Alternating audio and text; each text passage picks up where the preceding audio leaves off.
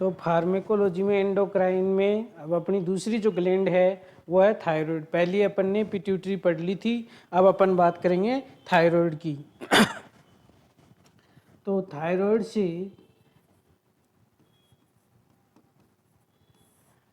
से कौन कौन से हार्मोन निकलते हैं वो देखेंगे।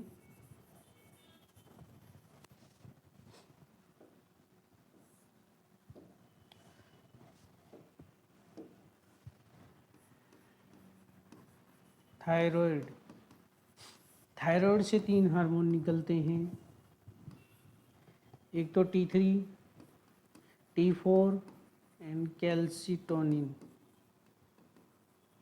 ठीक है, कैल्सिटोनिन। तो T3 T4 की बात करेंगे अपन, कैल्सिटोनिन की अभी बात नहीं करेंगे। कैल्सिटोनिन है वो कैल्शियम रेगुलेशन में काम आता है। ठीक है, ये मान लीजिए थायराइड ग्लैंड है, इसके अंदर ये फॉलिकल्स हैं,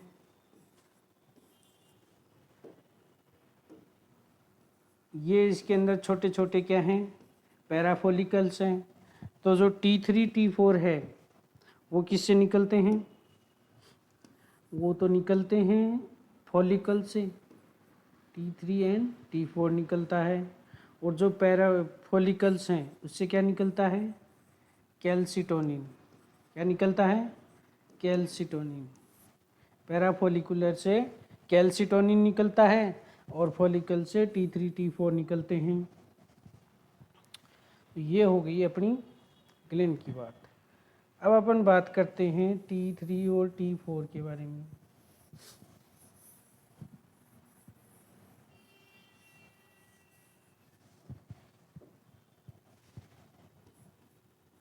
T3 और T4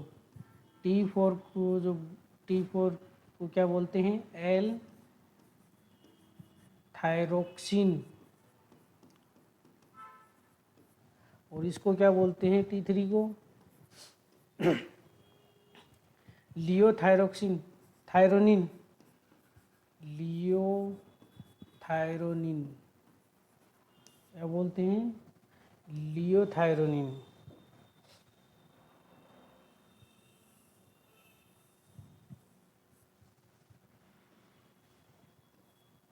लियोथायरोनिन। ठीक है, अब इन दोनों में डिफरेंस क्या है। तो ये जो है ये तो मोर एक्टिव होता है, क्या होता है, ये ज़्यादा ही एक्टिव होता है T3। T4 है वो क्या है, लेस एक्टिव होता है। क्या होता है, लेस एक्टिव। ठीक है, T4 है वो क्या होता है, लेस एक्टिव होता है। और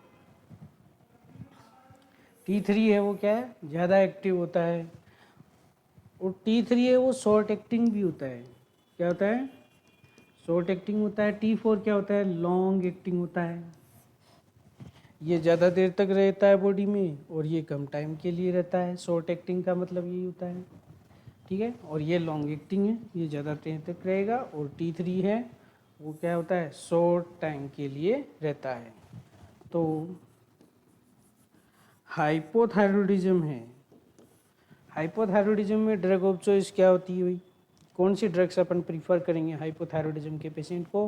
हाइपोथायरॉयडिज्म के पेशेंट को हम हमेशा T4 देंगे, क्योंकि उसको लाइफ टाइम देनी पड़ती है। तो ये क्या होती है, लॉन्ग टाइम होती है, तो T4 देते हैं उसको, एल थायरोक्सिन। और जो लियोथायरोनिन है ये क्या है, टॉक्सिक भी होती है थोड़ी। तो ये किस में देते हैं अपन, ये देते हैं मिक्स एडिमा, किसमें, मिक्स एडिमा में, मिक्सोएडिमा कोमा में अगर पेशेंट चला जाता है तो उसमें अपन ये देते हैं, क्योंकि उसमें तुरंत रिलीफ की ज़रूरत होती है। वैसे इसकी भी ड्रग ऑफ चॉइस क्या है, एल थायरोक्सिन। क्या है, एल थायरोक्सिन ही इसकी भी ड्रग ऑफ चॉइस है। और हाइपोथायरॉयडिज्म की भी ड्रग ऑफ चॉइस क्या है, T4 है। ठीक है, ये हो गई अपनी बात T3 और T4 के बारे में। ठीक है, अब बात करते हैं हाइपरथायरॉयडिज्म की, इसकी बात करेंगे हाइपरथायरॉयडिज्म की। उसके लिए अपन एक डायग्राम भी बनाएंगे।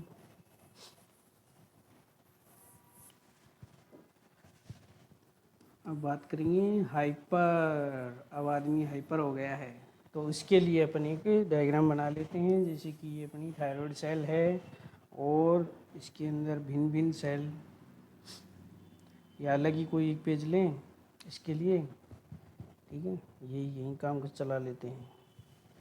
लो भाई, ये लो, ये क्या है, फॉलिकुलर सेल हैं। इसमें क्या है, फॉलिकुलर सेल हैं। क्या है ये, फॉलिकुलर सेल हैं। बीच में क्या होता है इसके, कोलॉइड, ठीक है। ये कोलॉइड है, लिखना ज़रूरी नहीं है, यानी लिखना ज़रूरी नहीं है, इसलिए इसको मिटा देते हैं।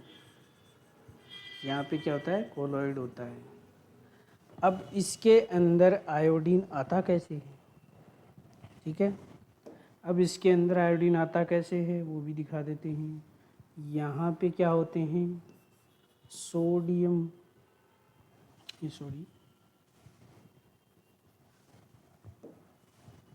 सोडियम आयोडीन सिम्पोर्ट होता है। इससे क्या होता है, सोडियम भी अंदर आता है और इससे आयोडीन भी अंदर आता है। तो आयोडीन यहाँ आ गया, अब आयोडीन कहाँ आ जाएगा, कोलॉइड में आ जाएगा। कोलॉइड में आयोडीन T3 और T4 में बदल जाएगा थायराइड पेरोक्सिडेज की उपस्थिति में, TPO, ठीक है।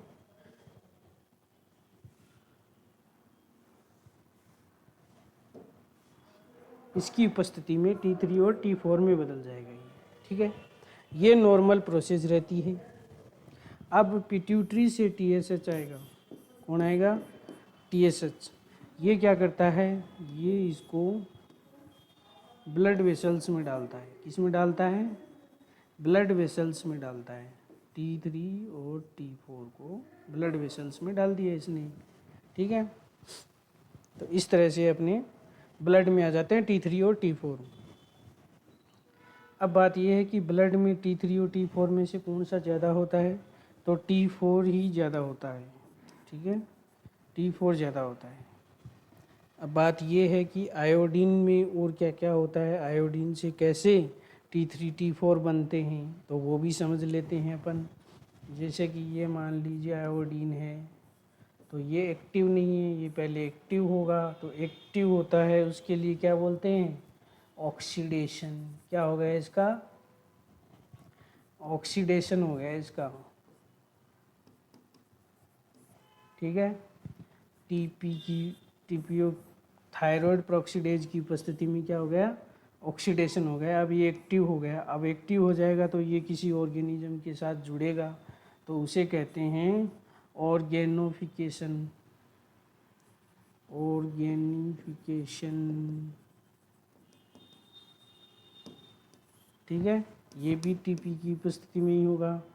अब क्या बनेगा, इससे बन गया मोनो आयोडीन टायरोसिन। ये जो टायरोसिन है ये कहाँ से आता है, ये इस कोलेट के अंदर जो प्रोटीन होती है उस पर उपस्थित होता है, ठीक है, टायरोसिन। अब इससे क्या बनता है, मोनो भी बनता है और डाई आयोडोटायरोसिन भी बनता है, ठीक है, दोनों बनते हैं। अब इनके बाद में अब ये बन गए तो ये सोचते हैं अब हम क्या करें, तो ये बैठे बैठे क्या कर लेते हैं भाई, कपलिंग। क्या कर लेते हैं, कपलिंग। वो भी TP की उपस्थिति में कपलिंग करेंगे तो T3 और T4 बन जाएंगे, ठीक है। T4 और T3 ऐसे बनेंगे। तो कपलिंग कैसे होती है, जैसे कि MIT प्लस DIT TP की उपस्थिति में क्या बनाएंगी, 2 और 1 3, क्या बना लिया, T3। और जब DIT प्लस DIT बनेगा तो क्या बना लेंगे, T4, ठीक है। और जब MIT बनता है तो क्या बन जाता है, DIT बनता है। मोनो मोनो जुड़ते हैं तो डाई बन जाता है, बस जुड़ेगा तो क्या हो जाएगा, DIT बन जाएगा। ठीक है, ये थी अपनी प्रोसेस। अब जो है एक स्लाइड वो ले लेते हैं। अब अपन T3 और T4 की संरचना पढ़ेंगे। जैसे कि T3 और T4 की जो संरचना है, इसमें T3 T5 की क्या है, प्राइमेज है। ठीक है, और इसमें भी क्या होते हैं, देख लो।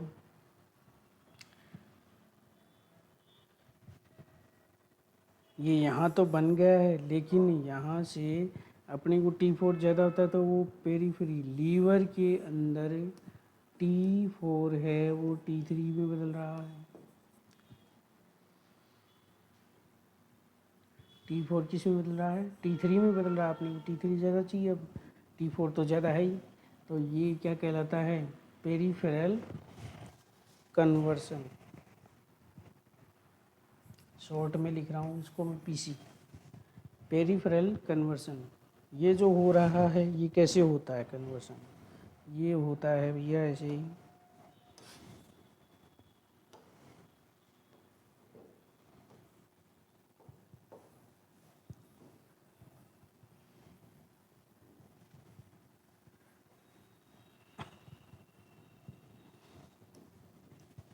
जैसे मान लीजिए T3 है, तो इसकी जो संरचना है उससे क्या बनेगी,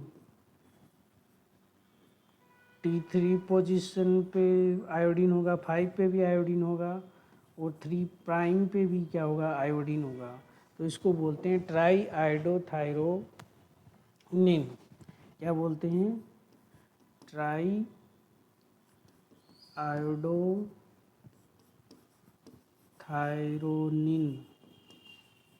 ठीक है, ऐसे ही T4 की संरचना होती है। उसमें क्या होता है, 3 और 5 पे ही क्या होता है,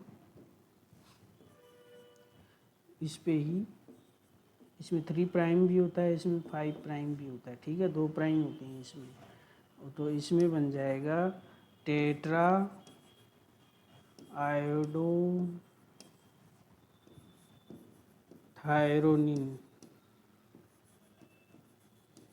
ठीक है, तो जो प्राइम है वो तो क्या है, इनएक्टिव है।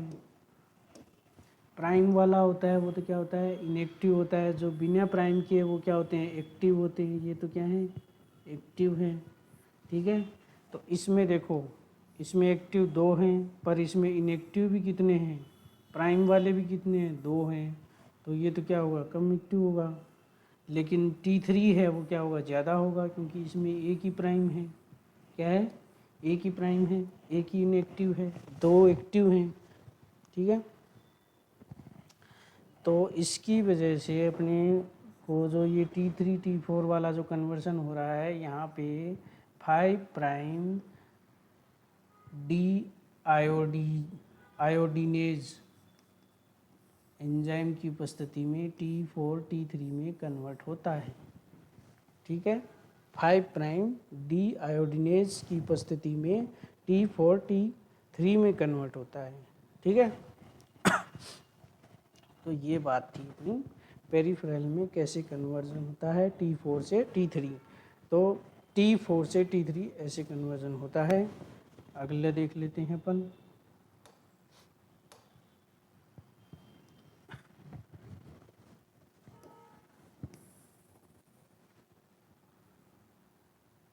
अब अपन इसकी दवाई की बात कर लेते हैं, कैसे कैसे रोका जा सकता है। तो जो पहला पेज है उसी पे चले दोबारा। अब मान लीजिए अपने को ये हाइपरथायरॉयडिज्म का ट्रीटमेंट करना है, तो मतलब इसमें थायराइड हैं वो क्या हो गए, इंक्रीज हो गए हैं। तो इंक्रीज हो गए हैं तो उनको अपन कैसे कैसे कम कर सकते हैं। एक तो अपन इसको ब्लॉक कर दें, NIS को ब्लॉक कर दें। दूसरा अपन यहाँ इसके कन्वर्जन को रोक दें। तीसरा अपन ये रोक दें। चौथा अपन ये रोक दें। ठीक है, पहला, दूसरा, तीसरा और चौथा ये रोक दें। फिर अपन सिम्पथमेटिक जो होता है, इंक्रीज होते हैं जो सिम्टम्स, उनको इनहिबिट कर दें, सिम्टम्स को रोक लें। ठीक है, सिम्टम्स को रोक लें। या थायराइड डिस्ट्रॉइंग ड्रग्स भी दे सकते हैं अपन।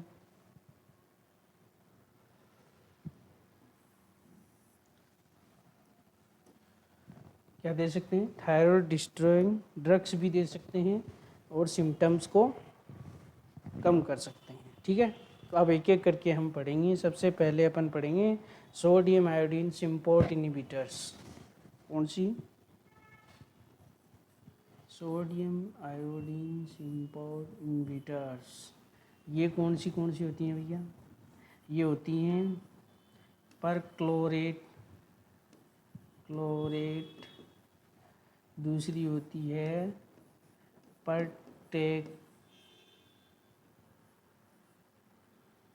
परटेक्नेट, तीसरी है थायोसाइनेट।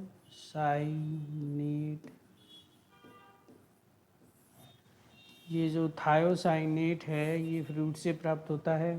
तो ये जैसे कि फ्रूट से, जैसे कि ये कैबेज में पाया जाता है। किस में पाया जाता है? कैबेज में पाया जाता है। कैबेज यानी कि पत्ता गोभी में पाया जाता है। तो ये जो फ्रूट से प्राप्त होता है, इसलिए इसको क्या कहते हैं? गोइट्रोजिनेज कहते हैं। क्या कहते हैं? गोइट्रोजिनेज। ठीक है, तो ये फ्रूट से होता है। तो जो लोग कैबेज खाते हैं उनमें भी क्या होता है? थायराइड की कमी हो सकती है। ठीक है, क्योंकि ये जो दवाई है वो क्या कर रही है? सोडियम आयोडीन सिम्पोर्ट को इनहिबिट कर रही है, इसलिए इसको, ये भी थायराइड को कम करेगी। लेकिन ये दवाइयाँ यूज़ नहीं करते हैं क्योंकि ये बहुत टॉक्सिक होती हैं, इसलिए। ठीक है, अब दूसरा है अपने पास टीपी इनहिबिट। टीपी को इनहिबिट करना है, थायराइड प्रोक्सीडेज को इनहिबिट करना है अपने को। ठीक है,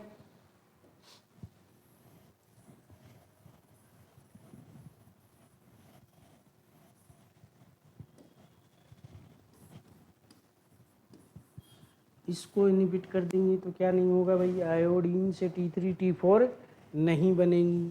ठीक है, और या इसको दूसरा नाम अपन ये भी दे सकते हैं कि ये एंटी थायराइड ड्रग्स होती है। ठीक है, तो ये एंटी थायराइड ड्रग्स होती है। इसमें जो इसका जो केमिकल संरचना होती है उसे क्या बोलते हैं? थायोएमाइड। क्या बोलते हैं? इसको इनहिबिट करने वालों में जो केमिकल संरचना होती है उसको बोलते हैं थायोएमाइडेज। ठीक है, इसमें दो होते हैं। एक तो क्या होता है? कार्बिमाजोल। ठीक है, एक होता है इसमें मिथिमाजोल, एक होता है प्रोपायोल,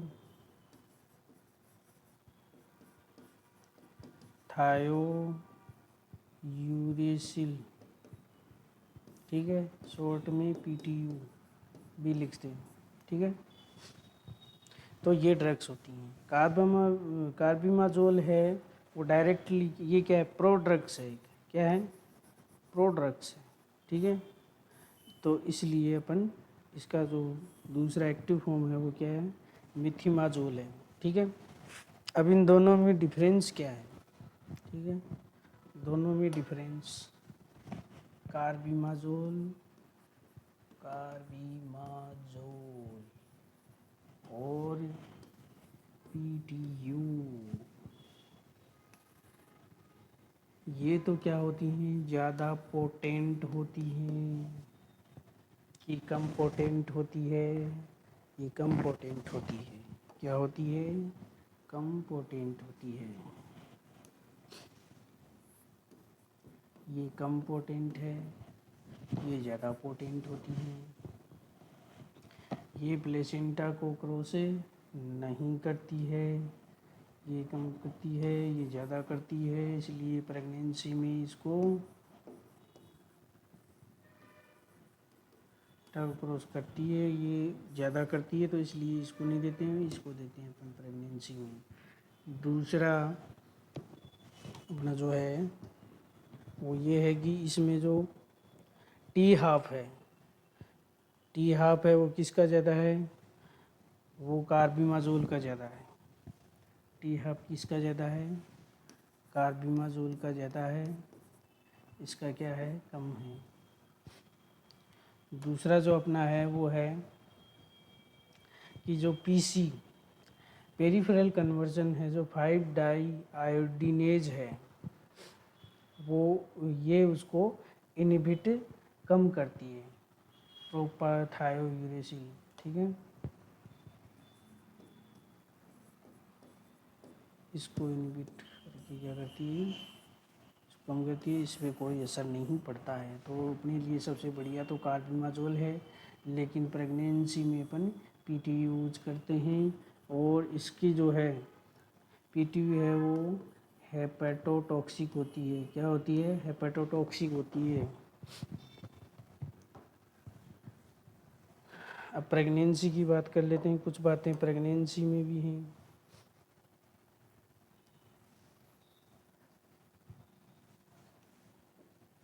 कुछ बातें प्रेगनेंसी की भी हैं।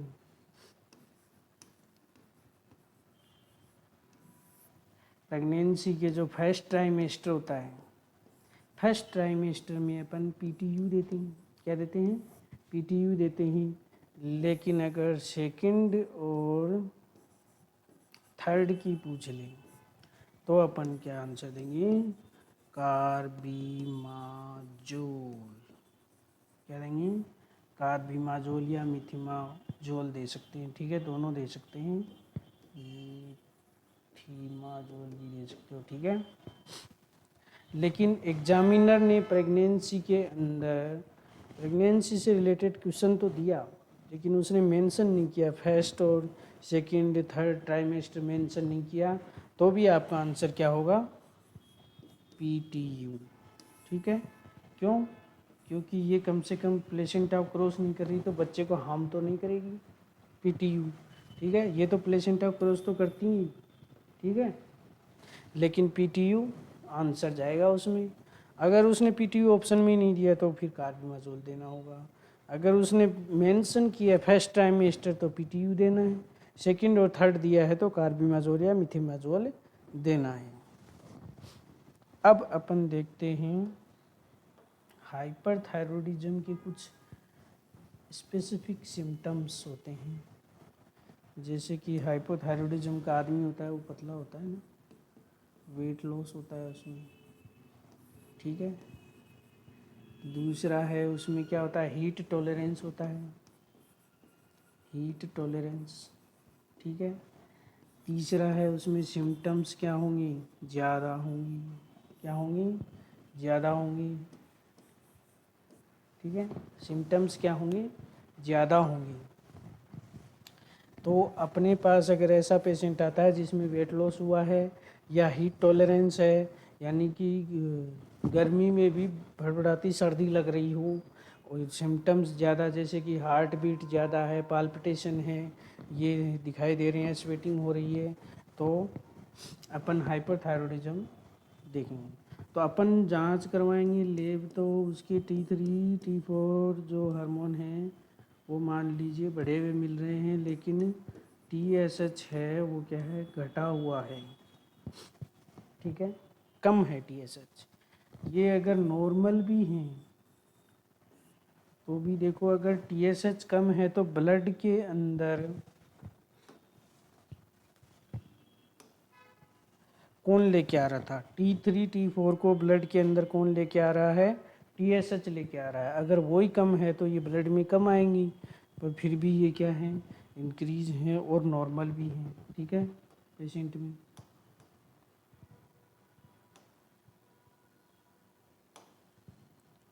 ये नॉर्मल हैं और ये कम है। आपने पेशेंट को कार्बिमाजोल दे दी, शुरुआत में आपने 10 mg दी, पेशेंट को आपने बोला कि भैया 1 वीक तक ये गोली लो, फिर दोबारा आना, वो 1 वीक के बाद में आया, डॉक्टर साहब कोई फ़र्क नहीं पड़ा। आपने फिर से जांच करवाई तो T3 T4 फिर वही जांच आई, TSH भी नॉर्मल था। तो फिर आपने देखा कि डोज बढ़ाते हैं इसकी, आपने कर दी 20, बोले 1 हफ्ते बाद आना। अब 20 कर दी, फिर आया, फिर कोई फ़र्क नहीं पड़ा, वही रिपोर्ट आई। फिर आपने सोचा और बढ़ानी पड़ेगी, तो आपने 30 कर दी, 30 बढ़ा दी, फिर भी वही रिपोर्ट आ रही है। तो पेशेंट बोला आप कुछ तो करो, कुछ कोई फ़र्क नहीं पड़ रहा, आप ये हर वीक बुलाते रहते हो हर वीक। तो इस बार आपने 40 कर दी। अब की बार पेशेंट खुद चल के नहीं आया, पेशेंट को 4 आदमी लेके आए। क्यों? क्योंकि वो किस में चला गया, वो चला गया सीवियर हाइपोथायरॉयडिज्म में चला गया। ये कैसे हुआ भैया? सीवियर हाइपोथायरॉयडिज्म में कैसे चला गया पेशेंट? देखो पीछे वाली, ये देखो यहाँ पे T3 T4 तो पहले से स्टोर हैं। तो ये जो स्टोर होते हैं ये 3-4 वीक तक चलते हैं, ठीक है। अपन ने तो इसको इनहिबिट किया है, तो ये जो पहले से बना हुआ है ये तो आता ही रहेगा ब्लड में। तो जो अपन रिपोर्ट कर रहे थे उसमें तो ये आ रहा था, फिर ये जो ख़त्म हो जाएगा तब आदमी किस में चला जाएगा। आपने डोज तो बहुत ज़्यादा दे दी, तो अपने को डोज नहीं बढ़ानी है, सिर्फ उसका 4 वीक के बाद में ये लेवल कम होगा, ये कम यूज हो जाएगा सारा, तो उसके बाद में दवाई अपना काम करना शुरू कर देगी। तो 4 वीक के बाद में ही अपने को डोज बढ़ानी है, ठीक है।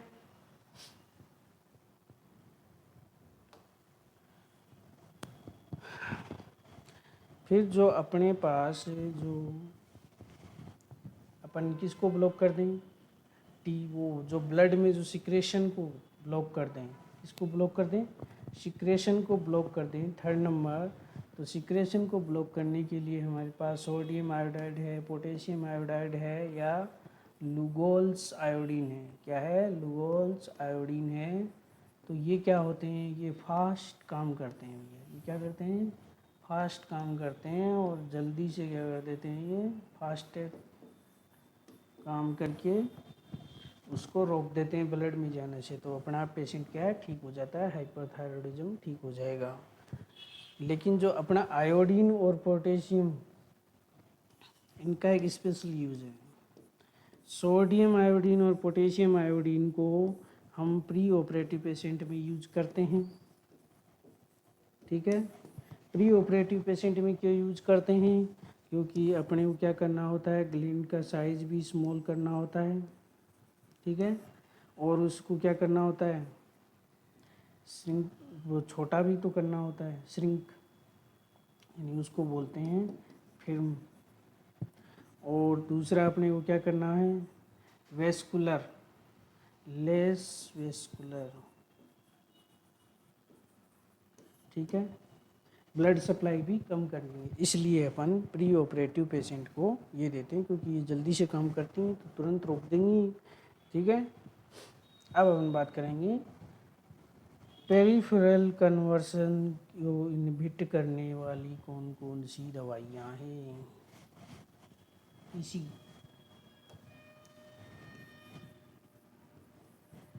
इसी को इनहिबिट करने वाली दवाइयाँ, तो सबसे पहले तो जैसे कि पीसी है, तो उसमें अपने को क्या करना है, इसमें अपने को 5 प्राइम डी आयोडीनेज को क्या करना है, इनहिबिट करना है। उसको इनहिबिट कर देंगे तो T4 T3 में नहीं बदलेगा, ठीक है। तो वो ड्रग्स होती है, एक तो PTU, ठीक है। दूसरी है बीटा ब्लॉकर, प्रोप्रानोलोल, ठीक है। फिर है स्टीरॉयड, प्रीडिनसोलोन,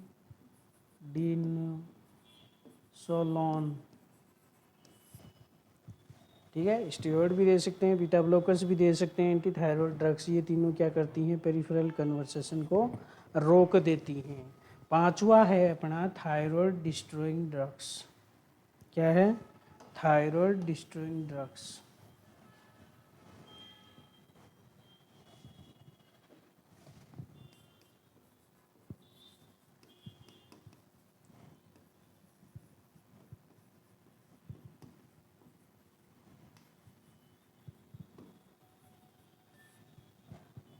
इसमें क्या है, ये ड्रग्स क्या करेंगी, ये ड्रग्स थायराइड ग्लैंड को डिस्ट्रॉय कर देंगी, ख़त्म।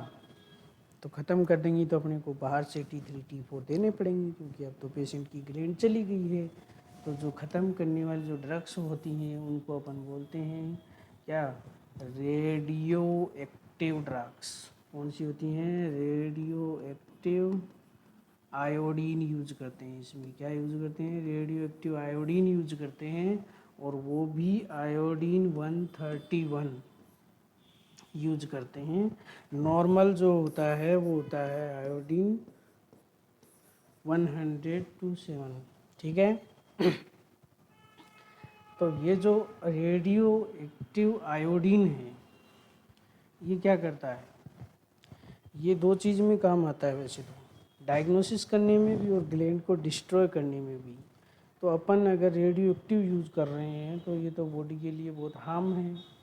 तो ये बॉडी के लिए हार्म क्यों नहीं है, ये बॉडी के लिए इसलिए हार्म नहीं है क्योंकि ये जो आयोडीन है ये सिर्फ सोडियम आयोडीन सिम्पोर्ट पे ही जाके जुड़ेगा, इनके साथ ही बॉन्ड बनाएगा रेडियो आयोडीन 137, ठीक है। ये इनके साथ बॉन्ड बना लेगा।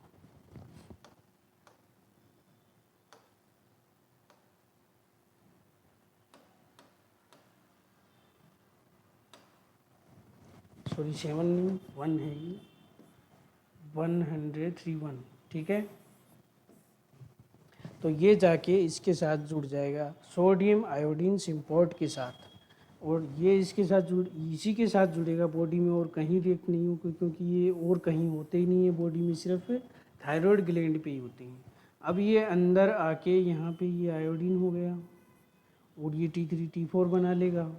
अब ये यहाँ पे क्या है, पड़े हुए हैं। अब ये यहाँ से अपनी रेडिएशन छोड़ेगा, अब ये एक्टिव हो गया है, अब बम फूट गया है यहाँ पे, तो ये सारी सेल्स को क्या कर देगा, डिस्ट्रॉय कर देगा।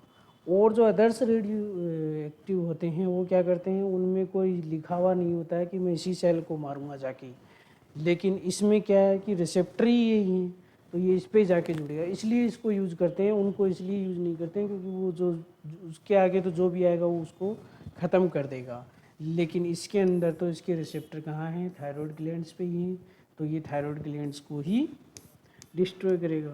और दूसरा इसमें जो है बीटा रेज यूज़ होती हैं। कौन सी यूज़ होती हैं, बीटा रेज। तो बीटा रेज होती हैं वो छोटी होती है, उनकी जो ये जो रेडिएशन की दूरी है ये कम होती है, मतलब रेज छोटी होती है। जो गामा होती है उसकी रेज ज़्यादा होती है, तो गामा नहीं है इसमें सिर्फ बीटा रेज है, ठीक है। दूसरा ये फ़ायदा है इसमें।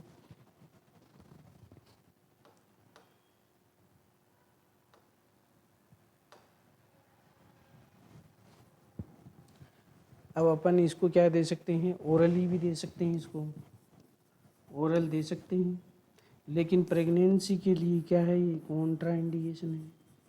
प्रेगनेंसी के लिए क्या है, कॉन्ट्रा इंडिकेशन है, ठीक है। अब क्या, जैसे कि अपन ने कार्बिमाजोल की ड्रग्स की जो टॉक्सिसिटी हुई थी अपनी द्वारा, अपन ने जो कार्बिमाजोल दी थी उसकी वजह से पेशेंट में क्या हो गई थी, टॉक्सिसिटी, और वो टॉक्सिसिटी की वजह से पेशेंट किस में चला गया था, सीवियर हाइपोथायरॉयडिज्म में चला गया था। तो सीवियर हाइपोथायरॉयडिज्म को अपन ठीक कैसे करेंगे, दवाई बंद कर दो, पेशेंट सही हो जाएगा, नॉर्मल हो जाएगा, ठीक है।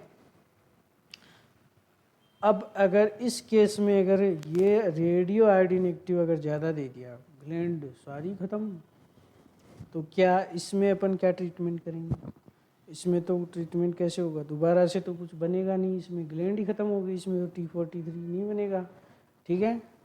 तो ये क्या है, इरिवर्सिबल हाइपोथायरॉयडिज्म हो जाएगा, इरिवर्सिबल हाइपोथायरॉयडिज्म हो जाएगा, ठीक है। इरिवर्सिबल हाइपोथायरॉयडिज्म हो जाएगा, तो इसमें पेशेंट को अपने को लाइफ टाइम T4 देना पड़ेगा। क्या देना पड़ेगा, लाइफ टाइम T4 देना पड़ेगा।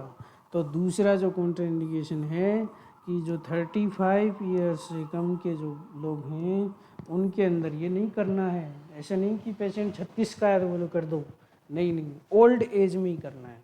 ओल्ड एज में जैसे कि अपन वैसे सर्जरी नहीं कर सकते। मान लो 80 साल का बूढ़ा है, उसमें हार्ट की भी डिजीज़ है, हार्ट की प्रॉब्लम है, तो उसमें अपन ओपन सर्जरी नहीं कर सकते, इसलिए अपन रेडियो एक्टिव आयोडीन यूज करते हैं। ठीक है, तो उससे क्या हो जाता है, वो डिस्ट्रॉय हो जाती है ग्लैंड और पेशेंट नॉर्मल रहता है। T4 चालू कर देते हैं तो ज़्यादा दिन तक लेना नहीं पड़ता है बूढ़े आदमी को। ठीक है, इसलिए T4 हम देते हैं। अब लास्ट जो अपना है वो है सिम्टम को कैसे कंट्रोल करना है।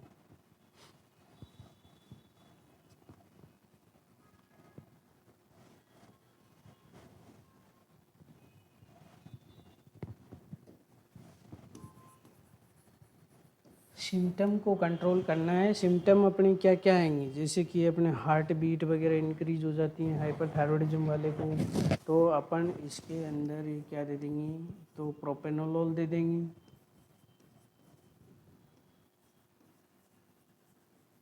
ठीक है, एक अपना होता है थायराइड स्ट्रोम, यानी कि बहुत ज़्यादा भयंकर स्थिति खराब हो गई है, ये इमरजेंसी है। तो इसके अंदर ड्रग ऑफ चॉइस क्या होगा, थायराइड स्ट्रोम में। थायराइड स्ट्रोम में ड्रग ऑफ चॉइस क्या है, प्रोपेनोलोल। ठीक है, लेकिन एंटी थायराइड ड्रग्स क्या देंगी, यानी कि इमरजेंसी होगी तो कई सारे ड्रग्स चलेंगी, लेकिन जो एंटी थायराइड जो ड्रग्स होगी वो क्या होगी, PTU, एंटी थायराइड ड्रग्स है वो क्या होगी, PTU। ठीक है, प्रोपेनल थायोयूरेसिन। तो ये हो गई अपनी thyroid complete. Thank you. Next chapter अपन देखेंगे जल्द ही, नेक्स्ट ग्लैंड को भी देखेंगे, और ये अपना थायराइड के बारे में पूरा हो चुका है। धन्यवाद।